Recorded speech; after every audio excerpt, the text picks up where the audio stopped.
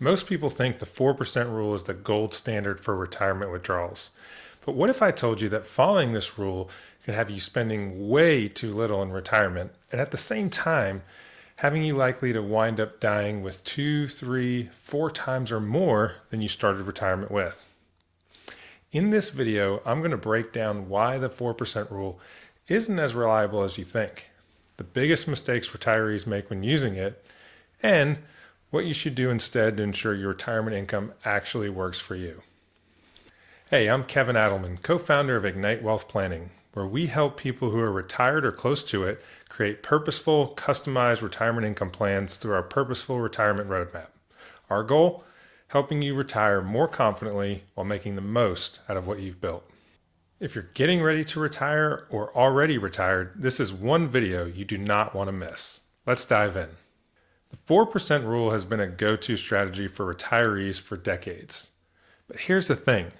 It was designed for a worst-case scenario and doesn't necessarily account for real-time economic conditions. This means retirees following the 4% rule today might be making a huge mistake, not overspending, but rather underspending and missing out on life while following a strategy that doesn't reflect today's risks and opportunities.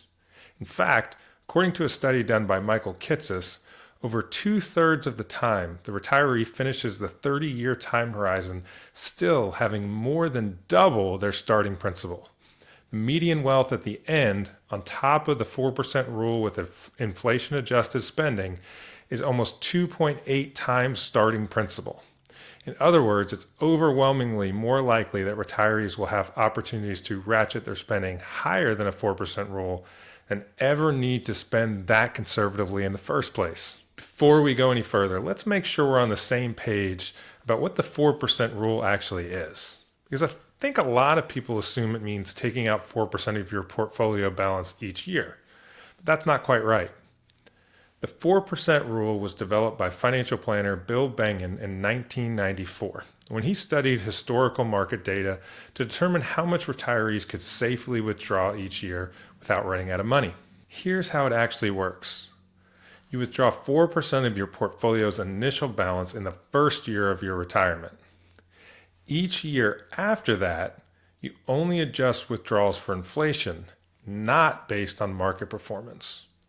The goal was to see how long a portfolio would last under different withdrawal rates. So it's not 4% of whatever your balance is each year. It's a fixed amount that grows only with inflation.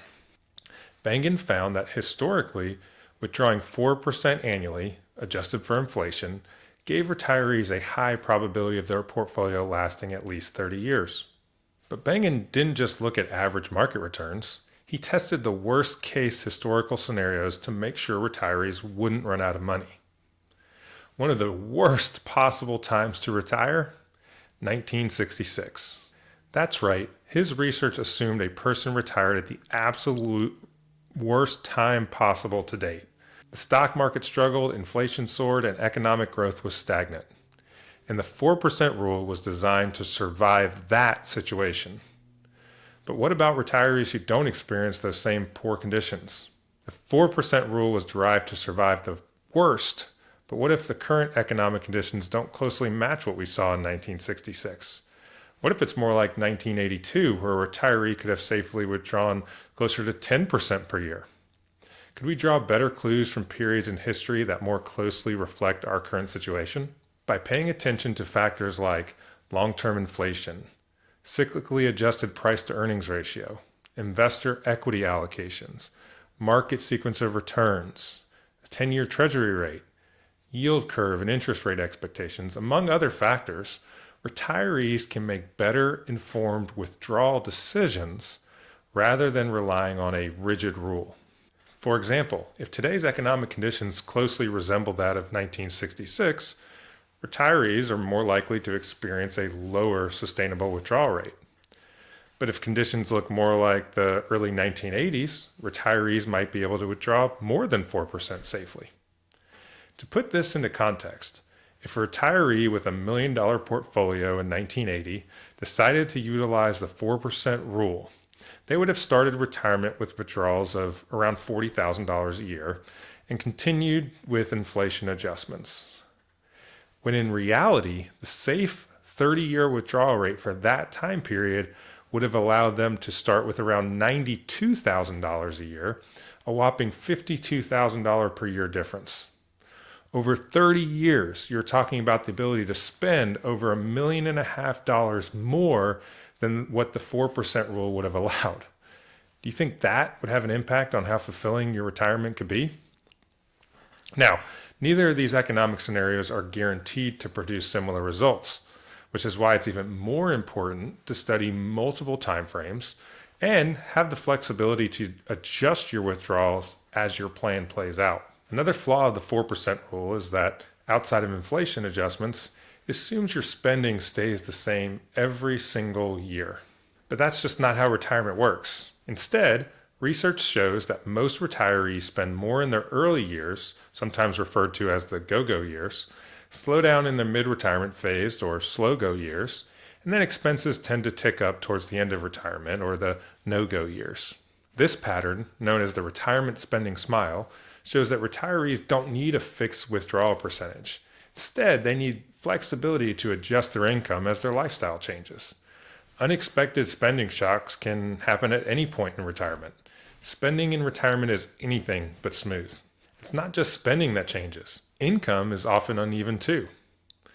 Many retirees have multiple income sources that don't all start all at once. Some choose part-time work in early retirement. Others delay Social Security to maximize benefits. Pensions and annuities often don't kick in right away. That means withdrawal rates should be adjusted based on actual income needs rather than assuming a flat percentage every year. For example, if a couple decides to delay Social Security till age 70 but retires at 62, their withdrawal rate may far exceed 4% for the first 8 years, but then potentially drop below 4% once those increased Social Security payments kick in. Or part-time work may lead to a lower withdrawal rate early in retirement, allowing for withdrawals to be much higher later in retirement. This is why we need dynamic strategies that adjust spending based on real conditions. Instead of relying on a static rule, a smarter approach could be a dynamic spending strategy, one that adjusts withdrawals based on real-time economic conditions, as well as uneven income and spending paths. In an upcoming video, I'll show you what we believe is a smarter way to manage your retirement income, one that adjusts as markets change and lets you spend more confidently. If you found this video helpful, make sure to hit that subscribe button and turn on notifications so that you do not miss part 2.